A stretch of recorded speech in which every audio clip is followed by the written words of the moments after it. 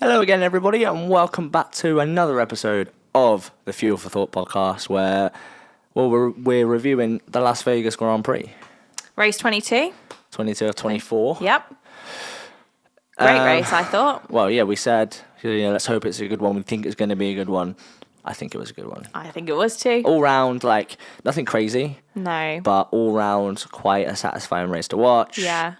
Just good solid race, I would say. I actually really enjoy the Las Vegas track. Yeah. I like the two straights. Spider Pig. Obviously, Spider Pig. Yeah, it looks like Spider Pig. It's an upside down pig.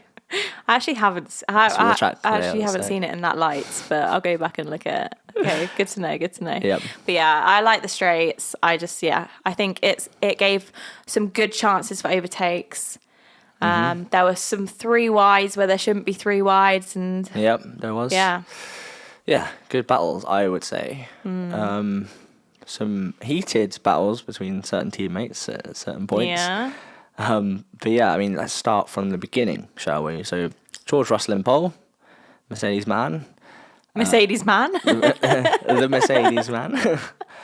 Yep. Carlos Sainz in second, Pierre Gasly in third. Yeah. Surprisingly. Very surprisingly. Beat, obviously, the other Ferrari, Charles Leclerc. Well, yeah. Max Verstappen, Lewis Lando Hamilton, Norris. Yeah. Piastri, Norris. Yeah. Yeah. I'm sure he was a little bit surprised to be in P3. Yeah, good showing. Yeah. So yeah, off the start, Russell gets away well for one. They were saying that he might not get away well because of the position of P2. They said that P2 could be a better... Because P2's on the inside. Yeah, could be a better position. But evidently George was like, no, I've got this. I'm staying in. Russell gets away well. Sainz defends a little bit from Gasly, which allows Leclerc to go up the inside and take both of them. Yeah. Great move. Great looking move. Love that for him. Yeah, and from there we thought, that Leclerc looked like getting Russell. I mean, he was alongside him at one point, really, really pushing him hard, and then suddenly tyres went. Yeah, and he was pushing way too hard at the beginning. But I think they were kind of all a bit unclear about how long the tyres would last this weekend because everyone kind of went into the race anticipating it would be a one-stop. But even, I think, Sergio Perez on the hard tyres, after lap 17, it was done, really done. And the mediums kind of fell off after 10 laps. Apart from the Mercedes, they kind of were able to look after them more. And just overall were good on this track. Yeah. Their car just performed really well. There's something about cold temperatures which the Mercedes car thrives in. Because obviously they did well in Canada, Silverstone.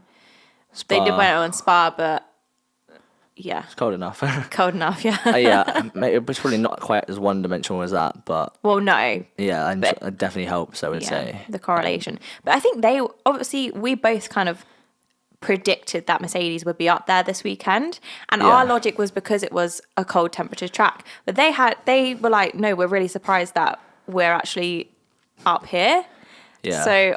Well, they've got all the data, and we're just we're just going, cold, Mercedes good. Yeah. And you know what? Broken clock's right twice a day. So. Exactly. And also, I feel like we used some logic, but obviously it's not as simple as cold weather, good car. No. It's not as simple as that. But yeah, it was nice to see. Nice to see we were right. Had faith in Mercedes this weekend. Yeah.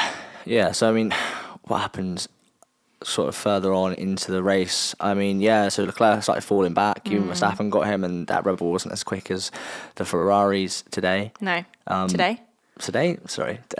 I say today when I'm... this race. We know. I'm just being pedantic. Yeah, I know, but it was, Anyway, so...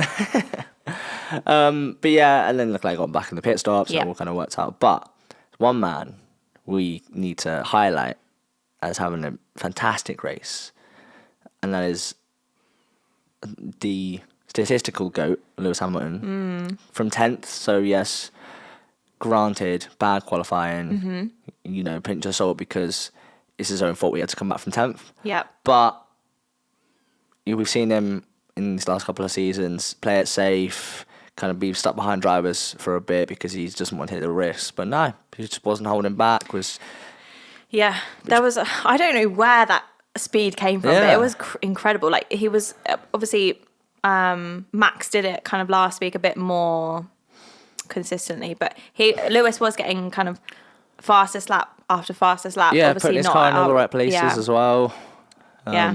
Great. Just, yeah, brilliant race from him. And it goes to show that, like, you know, after 21, where he was racing up and coming, almost prime Max Verstappen in his youth, and he was, 37 years old, and still up for that fight. He's not going to go off like that within a year in 22 when the car wasn't as good, and then a couple of years later, like, he's still going to have that talent. And I just think, yes, his qualifying form's not great at the moment, but I don't know, if that Ferrari's good next year, then we might be in for a treat. That's what I'm excited to see. Do you know what? Recently I've been thinking about, like, what I'm going to predict for next year. Yeah.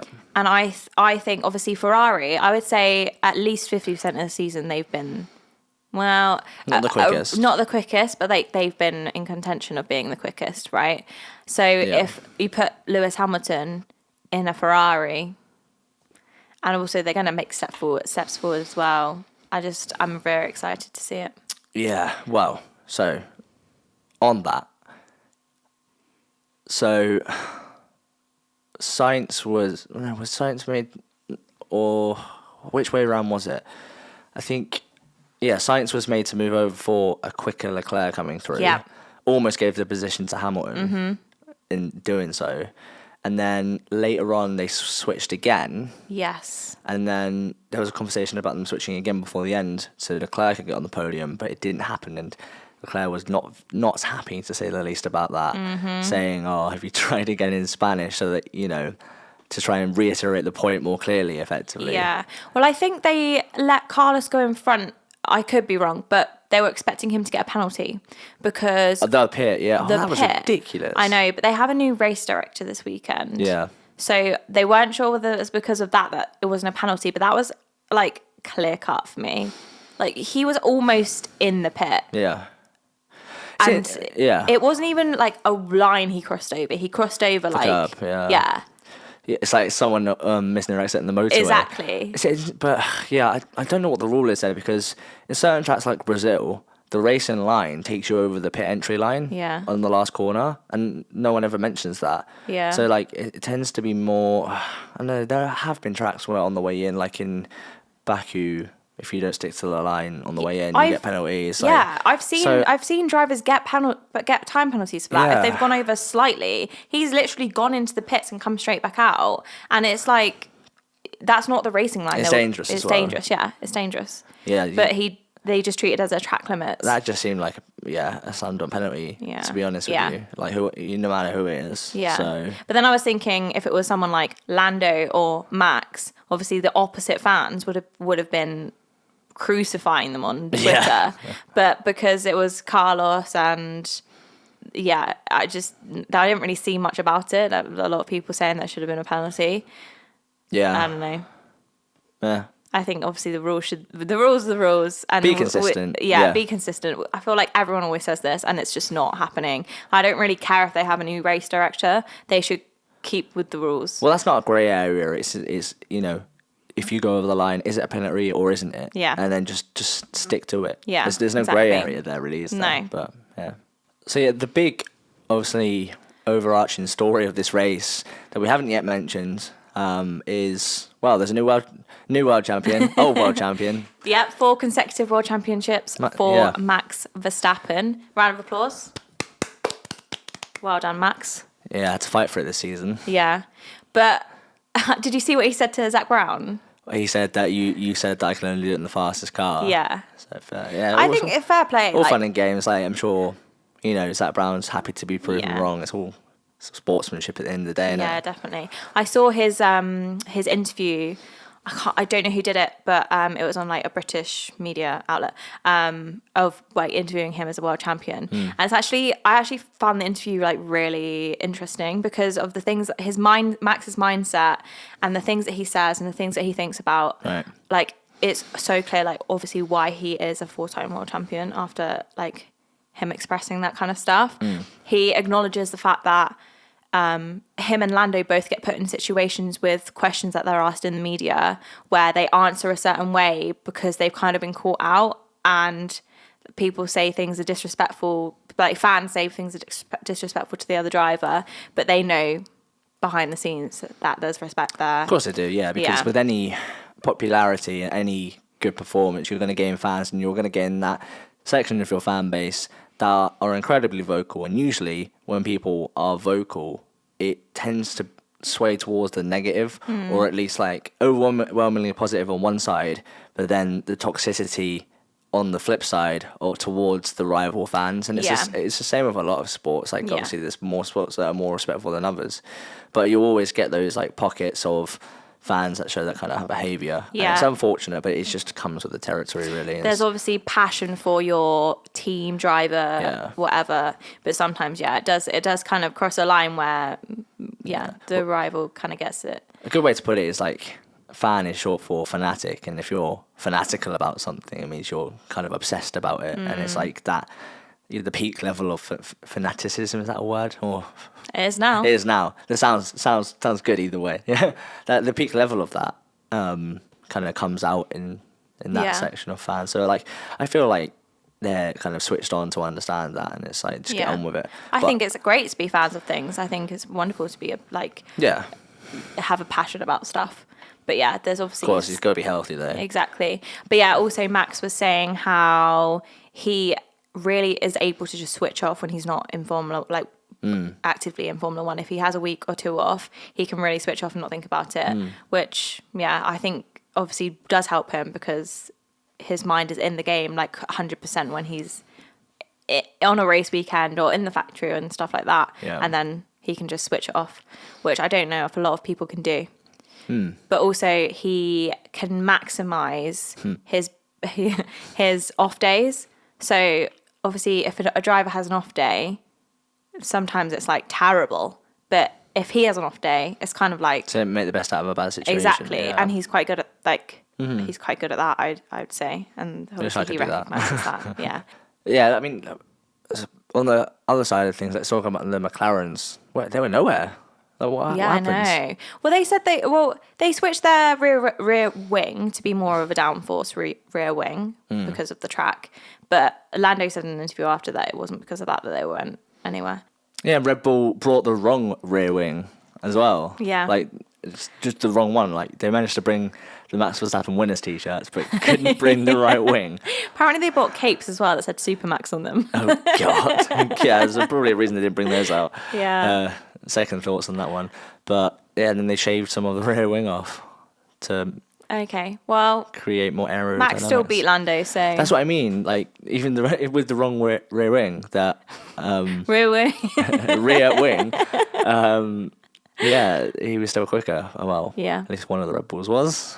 Well, yeah. But, yeah, and Piastri was also even more nowhere. Yeah. He got a penalty as well for his start. Yeah. I thought that was a bit harsh, to be honest. Well, that one is black and white. If the sensor detects you're over, even by a millimetre, it's just that penalty. And it's like, that's why the yellow lines are there, to give you the guide so that you don't go over. But then sometimes the sensors don't work. Yeah, but then they should review that, surely. Yeah. Like, it's using common sense. Surely they should, true. Like, use a sensor, but then, common sense. Yeah, which didn't happen last time when that happened. Yeah. And then Perez... Well, what do we say about him? He had one good moment, which was that double overtake. Yeah, that was good. It was good. He got massively praised for that because which it's kind of was kind of sad in a way because it doesn't really happen much for him, right? Yeah, and he got himself into a position where like he put his car there, and then he had to make the overtake. Otherwise, there's nowhere to go. So fair play to that. Like, yeah, definitely good overtake there. Yeah, so he started P16, which was that's 6 out of 22 races that he's not made Q2. Jeez. This season, yeah. Yep. Oh, that's not great. Not good. Is it? But I mean, and then what can we say about the midfield, the second half? Well, Lance Stroll, apparently his radio wasn't working the whole race, and that's why I think he had a slow pit stop. Yeah. But they had to kind of do everything the old-fashioned way, where they obviously put the boards out and was like, pit. So he had a slow pit stop because I think there was miscommunication, I guess. But fair enough, honestly. Like, fair play to him for continuing Yeah, I guess it's part of the gig. Yeah, you know. you have to, but yeah, it can't be easy not having that constant communication because you don't know what's around you. I think obviously a lot of what they talk about is kind of the distance between the cars around you, who's around you. So used to all the technology as well. Yeah, how the car is doing, like what strap to use, and all of that. It's like a musician if they didn't have their in-ears working. Yeah. You just got to do it the old way by listening. Oh yeah, old-fashioned way. Yeah. But I suppose it's like, you don't want to do that in a race, but it's good practice to see if you know. Yeah, true. Know your profession well enough. Yeah. Yeah, it's obviously a bit harder, but yeah. Oh yeah, you should be able to do it. Definitely. You're an F1 driver. Unoptimal for sure. Yeah. So Haas have now overtaken Alpine in the Constructors' Championship. So Haas are on 50 points. Alpine are on 49, I think. And RB are on 46. Wow. Little close race for a few $1 million there in prize money. Because Hülkenberg got points and so did Yuki Tsunoda. Tell you what, Hülkenberg, like quietly underrated season. Definitely. He gets points all the time. He's solid. Yeah, proper definitely. solid. Especially like he's an older driver now. Yeah. Still no podium for him. But in the right car, he surely would do it. But he's going to Sauber next year, right? The worst car. Yeah. With 0 points. Yeah. At one point, Joe was in the points. I know. I thought he was going to get points this season. Have you seen Valtteri Bottas's? Oh yeah, he's raising money for unemployed families. Yeah. People that have recently lost their jobs. Yeah, which is a good cause. But definitely. also, like, it's a bit of a meme. Yeah. Well, I think at this point he's using the meme for a good cause. Yeah. Yeah. To be Which funny, is to fair. raise it. Yeah. I quite liked his jumpers. I think they're only on sale for like 24 hours as What's well. interesting about the jumpers? They're Mercedes colours. They were like Patronus But blue. wasn't his helmet colour blue? Was it? Yeah. Yeah. Well, but yeah, good cause. Respect to him. He's obviously kind of accepted his fate, I guess. Yeah. I'm actually really excited to see what he does next in life. I think he'll rally. He'll be. He's Finnish, so he's probably just do a few rally. triathlons. Just I don't know. Make some more gin. He'll race. He'll race, won't he? Yeah. Yeah. But yeah, I mean, what else? Williams. Oh god, another crash. Yeah, Colopin. Quite a big crash. He had to go to the medical centre. Do you know what? It was like over 50 G's apparently. I know. Which like everyone in Max at Silverstone 21 was saying, oh, it's 51G crash, like he could have died, and like the whole narrative. No one said anything about this one being over 50 G's because I guess there's no one to attack. No one else. Yeah, no one else kind of caused that. Yeah, then that goes back to the toxicity before. But anyway, glad he's okay. Got out of it all right. Yeah, But the car looked wrecked. sad for Williams, isn't it? I know. I don't like. I don't really know what they're gonna do. Can't imagine being James Vowles like trying to sleep at night. I know. Like the amount of stress that man's got to be put under. I know. Constant money worries. Yeah. Like, what are they gonna do? Well, Like, there's a cost cap, right? But obviously Yeah. the teams get given money at the end of the year depending on where they finish. Is the cost cap tiered depending on where they finish? Like, if you finish first, No, it's not. So how does that work money wise? how did you mean? So if obviously you want to finish first, so you get more money. But if you can only spend the same amount as everyone else, what are you using that extra money It for? costs, the higher you finish, the more it costs you to enter the next year's championship as well, I think. Right. Okay. And yeah, also, obviously, there's the budget for the wind tunnel, so that you get more development time as a lower finishing team, So what's the benefits of winning apart from winning? more prize money. So what do they do with that prize money if they don't put it back into the car? Well, they just earn money, don't they? They're still organisations Right. at the end of the day. Okay. So the money they get will go to their. Everyone's more profitable if you're winning. Okay. Like, they're all businesses. Like, Yeah. Teams want to be in F1 to win and make money, or mainly winning, Yeah. but obviously to profit from it as well. Yeah. Because I always wondered whether the cost cap was tiered depending on where you came in the championship, or whether it was. Nah, I don't know. That would be weird because that's kind of like putting catch up on a Mario Kart, isn't it? Yeah. True.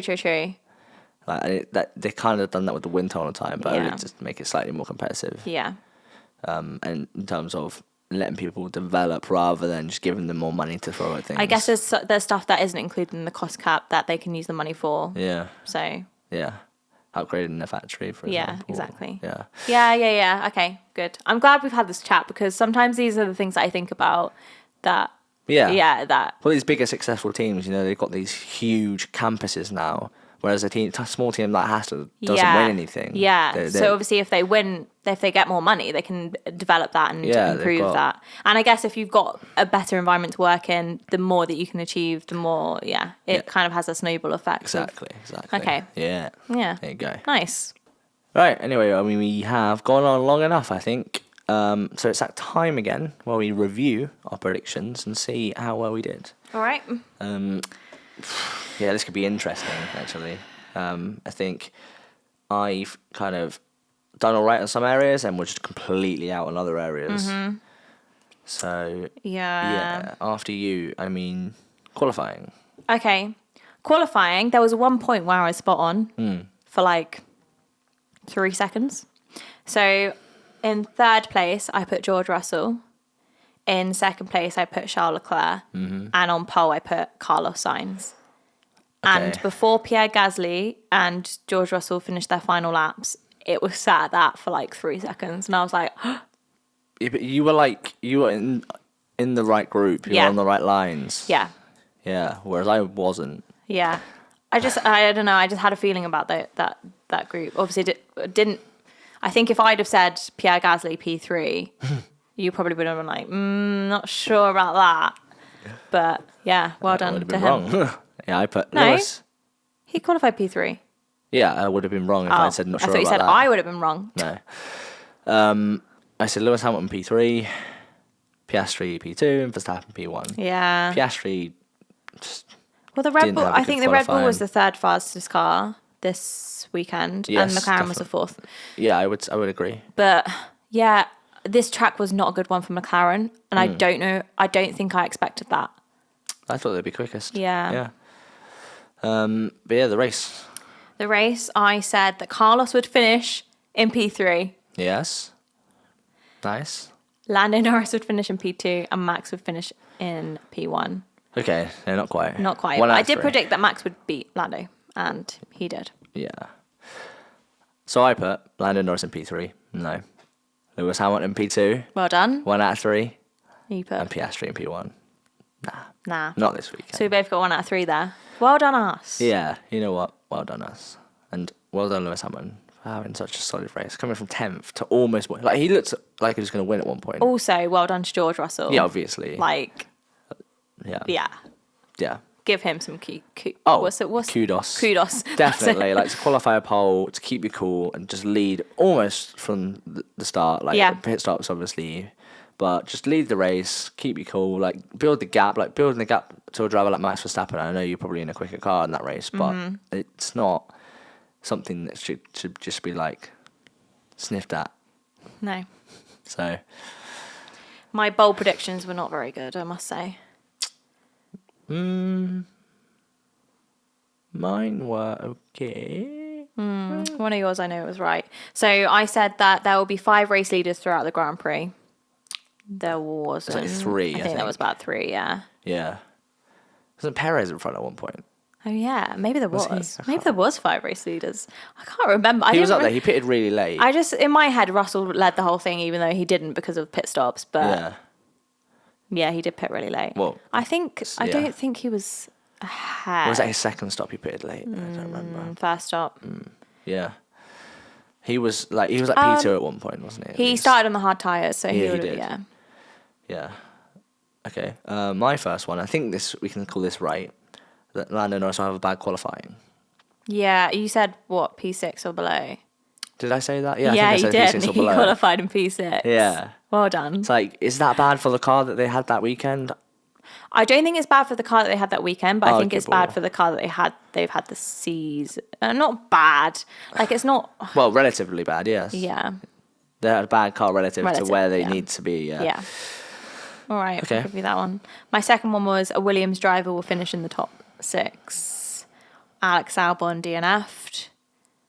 And Colapinto finished, I don't know, like P16 or something. Not good. No. Prediction from me. Not good for Williams this weekend. Another DNF for Alex Albon. I think he's DNF the last 3 races. Did he DNF? Yeah, power unit issue. Yeah. Do you not remember? I know 2 drivers DNF for power unit. Pierre Gasly, his And Alex engine blew Albon. out, which is sad for obviously Pierre because he started in P3. Yeah. But does that count towards damage or not? I'd like to think not. Because he's the only driver on the grid that Hasn't caused damage this season. Yeah. Okay. Well, my second bold prediction was Mercedes will get lucky. And I don't know if that's true. I don't think they got lucky. I think, Well- I don't think that's true. I think they had the best car this weekend. Was it? God, it feels so long ago now qualifying. It was this qualifying where George was like, we went out too early, we need to go out later. Yes. Yeah. Yeah. And then had 1 lap and got pole. Yeah. No, he had a couple of laps. I think he went. Yeah. He got pole from going out later. Yeah. But he was in P3 before he got pole. But yes, like Or solid, P4. solid strategy from George. Yeah. He's good at those calls. He is. Fair play. Yeah. And your third one? Oh, my third one, I think 5 DNFs. 2. So quite clean race to be Yeah, fair. it was actually. 2? No, 3. Sorry, 3. Who else did? Colapinto, Gasly, and Albon. Colapinto didn't DNF. Oh, wait. That was in qualifying. he crashed Sorry. out. God, we had to get up at 6 a.m. both days. To be fair, I didn't make up at 6 a.m. on Saturday to watch qualifying. I did. I had to watch. I woke up at 8 and I was like, oops. Brains just blurring them all together, but yeah, we go. We move. Yeah. What was your third? Both Williams to make it to Q3 in qualifying. Colapinto made it to Q2. Yeah? Where did Alex Albon go? I don't remember. I don't remember either. No. But I don't think that came true. But I thought it's bold because like, obviously they had limited parts. But Yeah. apparently they had all the parts they needed, up latest spec. Like they managed to get together. Wow. Yeah. Okay. Yeah. There you go. Hopefully they've got all the parts to kind of repair it for Qatar. Yeah. Yeah, I mean, they haven't got much time. And they got to fly them out to Qatar, the Middle East for the last few races. Yeah. So imagine the logistics around that. Good luck to the Didn't they Williams fly or mechanics. drive? I mean, Drive? yeah. They put them in big lorries, didn't they, for some of the European races? And obviously it's other side of Europe. But it's not in Europe, but you know what I mean. You go through Europe to get to the Middle East. Yeah, but they're in Vegas right now. Yeah, but they can drive the parts from the factories in the UK. Oh, I see what you mean. Yeah. Right. I thought you meant from Vegas. No, I always find it interesting the logistics behind all these They'd things. probably 'cause they're drive. so complicated. I've seen a Williams lorry before. Yeah. I'm always like, oh my god, I wonder what's in there. You break down all the cars. Like the cars are never come in one piece. Yeah. It's so insane how they managed to do it. It all. is insane because obviously the mechanics that build it aren't the ones that design it and build the parts, and they just know how to put it together. Yeah. Yeah, it's very interesting. I mean, half of these mechanics like put it so specialized in F1, but you give them a road car and they're like, I don't know how to fix this. Like, give me an F1 car, I'll put it together for you. Yeah. Yeah. That was my third one. No, Williams. Oh. Not a good race again for them, really, unfortunately. No. Hopefully they have a better one. But yeah, they've had some bad luck this season and some Yeah. drivers causing a lot of damage. And thankfully for Williams and for, I'm sure, the peace of mind of their team principal, they've got an experienced head next year coming in who isn't over crashing a lot, Carlos Sainz. And that will, I'm sure, settle some nerves a little bit. Hopefully. They're on the upward trajectory, whether it be slow or not. Yeah. But yeah, one more thing, and I'm quite proud of this one because I got it right. I would say, arguably. Driver of the day. Who was your driver of the day? My driver of the day was Max Verstappen, and although he became a 4th world drivers champion, Yeah. I would not say he was the driver of that day. No, he played it safe, which Yeah. was yes, smart thing to definitely do. had to play it safe. Like Yeah. picked his fights, didn't take any risks, and just brought it home. Yeah. But it wasn't the spectacular race. He knew the speed of the car, just drove the racing he needed to drive and brought it home to win. Yeah. But it wasn't sort of like a... It wasn't his best race, and spectacular he wasn't the best driver on the day, I would say. No. My driver of the day was Lewis Hamilton. And although, as I said before, he brought it on himself by qualifying P10, making mistakes in qualifying, he drove a mega race coming back from P10 to P2 and looking like winning at one point, chipping away almost over a second a lap at one point to Russell with about 12 laps to go. So either Russell's driver of the day or Hamilton's driver of the day. I'm going to say that for me, I'm going to go with George Russell because I know you're going to lock it in with Lewis Hamilton. No, I wouldn't disagree with that. Yeah. I'd say, Hamilton just had a more interesting, more... Yeah. He had more to do. Yeah, a more interesting storyline. Well, I just think George held it great out the front and he brought it home. Either one of them. Oh, fun fact. I think they said this is the first season where they've had 7 drivers win multiple races. Yeah. And who was it saying? Was it Crofty saying that? And he almost messed it up because he was like, it's the first season in ages that we've had 7 drivers winning races, and I was like, no, he won in Austria. Yeah. And then it was multiple races. Yeah. So we've got obviously Verstappen, Leclerc, Sainz, Norris and Piastri. That's 5. Hamilton and Russell. Yeah. 7. Yep. There you go. Interesting though. McLaren, both drivers. Ferrari, both drivers. Mercedes, both drivers. And Max Verstappen. It says a lot, though, really, doesn't it, about the quality of Max Verstappen's teammate at the moment. Yeah. And so many questions are being asked around him. And they will continue to be over the winter break, I think. I don't even think if he picks up these last 2 races, these questions will go away. So it'll be really interesting to see what happens with Perez. Definitely. But that's a conversation for another day, I reckon. I feel like that's a conversation we have all the time. Yeah, definitely.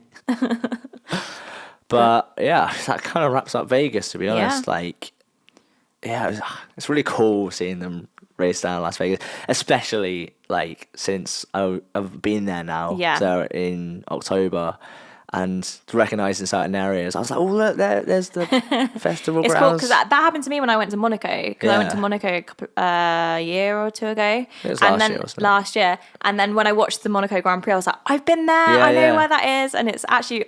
Yeah, it's cool when you've actually been somewhere and they're actually racing there. Do you know what I was thinking with Vegas? It's like you can get an Uber from this middle of the strip to downtown, and it takes 20 minutes and costs $40 or something, ridiculous amount of money, and it's not even that far as the crow flies. Yeah. But they always go around onto the interstate, and then just to avoid the strips, it's busy.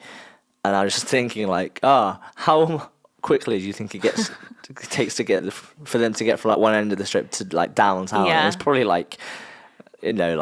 5-10 seconds. I know, especially with DRS open. Yeah, hop on an F1 car and you'll be there in no time. It's just a back straight in this race, and it's get rid of the traffic. It's also crazy that the strip's open during the day as well. Yeah, just normally. Wait, while the F1's on? Yeah. No way. They open it because Vegas is such a busy place. Yeah. Wow. I didn't know that. Yeah. Wow. Love to go there one day to watch. I need to go there for longer too. I wasn't there for long enough.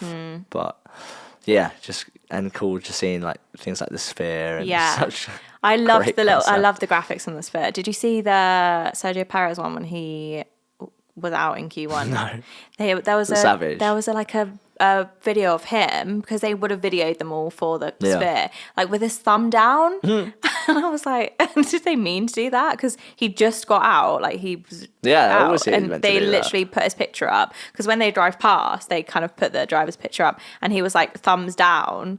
Which I don't know whether he meant he meant it when he did it of there I am, but it was a bit of a meme. But I think it's really clever the way that they use the Sphere, because obviously it follows the drivers around and picks up on them. They said it costs however many billions to build. It costs multiple billions of dollars to build that thing. Wow. It's ridiculous. That is ridiculous. But anyway, Qatar next. Yep. Yep. Penultimate Other race. side of the world, yeah.